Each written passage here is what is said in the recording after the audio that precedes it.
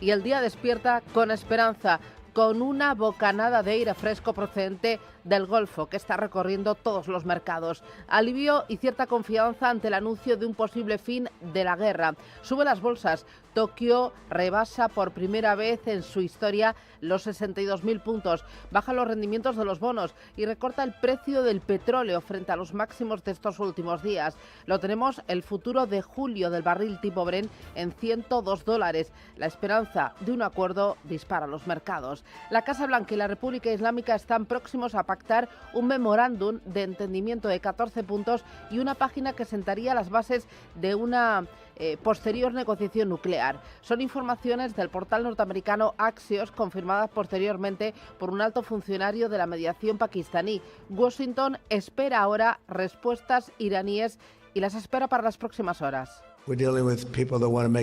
Estamos tratando con gente que tiene muchas ganas de llegar a un acuerdo y ya veremos si son capaces de alcanzar un acuerdo que nos resulte satisfactorio. Tenemos la situación perfectamente bajo control. El bloqueo es increíble, la armada ha estado increíble. Han hecho un trabajo como si fueran un muro de acero. Nadie pasa, en particular los iraníes no están consiguiendo que pase nada de ninguna manera, así que están fuera de juego y ya veremos si aceptan o no. Y si no aceptan, acabarán aceptando poco después.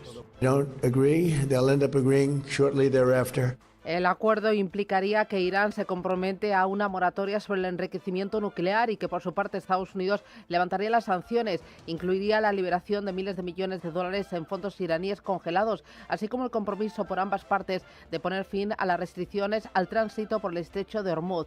Varios de los términos establecidos en el memorándum estarían supeditados a la consecución de un acuerdo final, lo que deja abierta la posibilidad de una nueva guerra o un periodo prolongado de incertidumbre con el conflicto detenido. Muy fiel a su estilo, Trump da una de cal y otra de arena. El mandatario republicano reiteraba a través de su red social sus amenazas y subrayaba que si Irán no acepta, empezarían los bombardeos.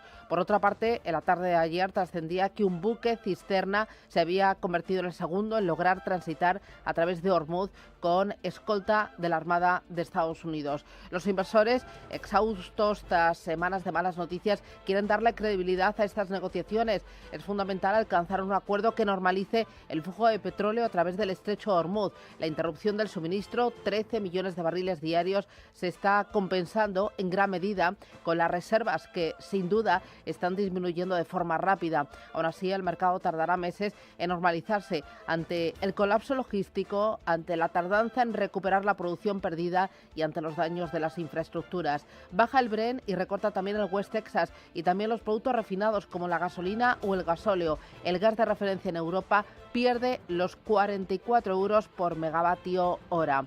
Con esto, pues los mercados vemos que tienen apetito por las compras, no hay miedo y se palpa optimismo ante una posible desescalada. Wall Street ha renovado máximos, apoyado en la tecnología. En Asia vemos nuevos récords. El Nikkei haciendo historia.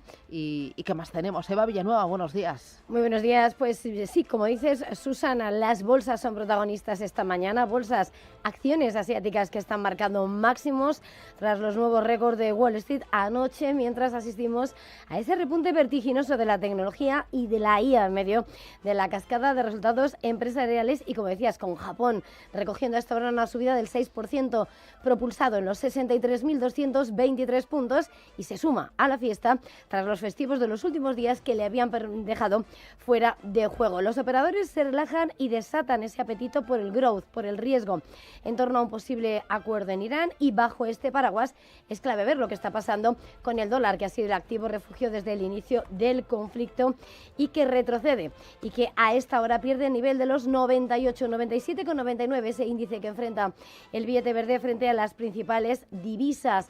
Por su parte, el eurodólar avanza, la divisa comunitaria se sitúa en 1,1752 unidades tras haber alcanzado ayer un máximo de 2 semanas y vemos, por supuesto, también lo que pasa en torno a ese dólar yen, 156,33 unidades en medio de lo que son las informaciones en torno a la intervención sobre la divisa nipona. Es un escenario donde, sin lugar a dudas, el protagonismo se escribe en página de materias primas, con un petróleo que a esta hora aún así se recupera el Brent hasta los $101,76 tras el desplome del 7% de ayer, que marcaba mínimos de 2 semanas, por el optimismo sobre Oriente Medio, pero ahora también pendiente de las nuevas amenazas de Donald Trump. Y el mercado de bonos, del que no despegamos la vista, los vemos el Treasury a 2 años, vemos como hasta ahora avanza la rentabilidad hasta el 3,87% y cae la del plazo a 10 años hasta el 4,35%.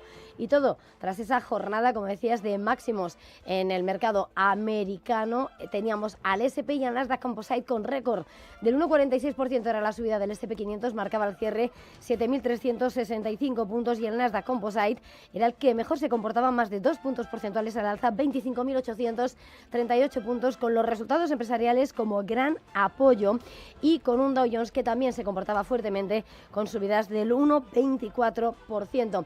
En cuanto a lo que está por venir en Europa, vemos como a esta hora los futuros del DAX dudan, retroceden tímidamente, mientras que los del Eurostock aguantan en positivo. Son las 7:07, esto es Radio Intereconomía. El jueves nos trae más noticias.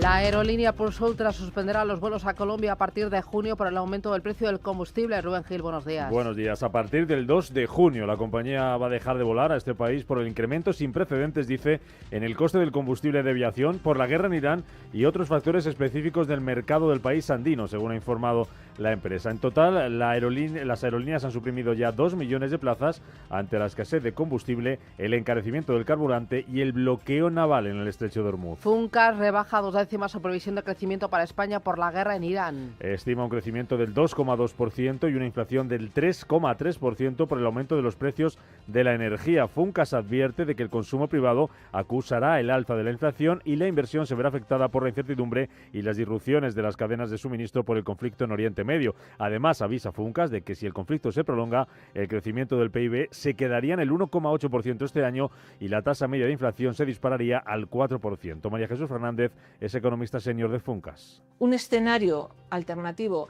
en el que el bloqueo del estrecho de Hormuz se prolonga más allá del verano supondría un agravamiento en las disrupciones en las cadenas productivas. Los países más afectados en principio serían los países asiáticos, pero dada su posición central en las cadenas de producción globales, el impacto se transmitiría inmediatamente al resto del mundo en forma de paralización de actividades productivas, un aumento de la inflación y cancelación de decisiones de inversión. China pide a Irán que reabra el estrecho de Hormuz. Y le anima a seguir negociando un alto al fuego completo tras el encuentro mantenido ayer ante los ministros de Exteriores de ambos países. Hemos hablado de temas actuales, temas relacionados con la guerra y la dirección final de la guerra, el tema de las negociaciones que se están haciendo en este momento y temas relacionados con el acuerdo de paz de Irán, el programa de uranio de Irán y temas relacionados con las sanciones y acuerdos bilaterales, decía el ministro de Exteriores de Irán tras esta cumbre que se celebraba ayer en vísperas del viaje de Donald Trump a China la próxima semana. El Papa León XIV recibe en el Vaticano al secretario de Estado estadounidense Marco Rubio tras las críticas de Trump. Rubio llega hoy a Roma con el objetivo de encauzar las relaciones con el Vaticano tras las críticas del presidente estadounidense al Papa por su posición en la guerra en Oriente Medio. El Papa prefiere hablar de que no pasa nada si Irán tiene un arma nuclear y no creo que eso sea muy bueno. Creo que está poniendo en peligro a muchos católicos y a mucha gente, pero supongo que si por él fuera le parecería perfectamente bien que Irán tuviera un arma nuclear. Rubio se reúne hoy con el Papa y además mañana lo hará con Giorgia Meloni, con quien también tendrá que limar esas asperezas tras el encontronazo con Trump.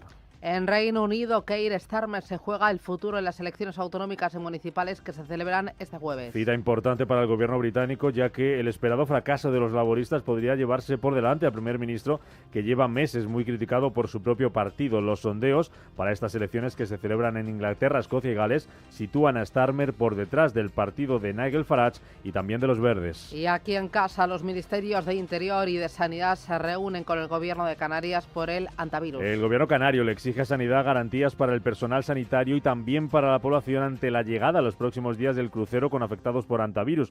Una decisión que se produce a petición de la Organización Mundial de la Salud y que ha provocado tensiones entre el presidente de esta comunidad, Fernando Clavijo, y la ministra de Sanidad, Mónica García.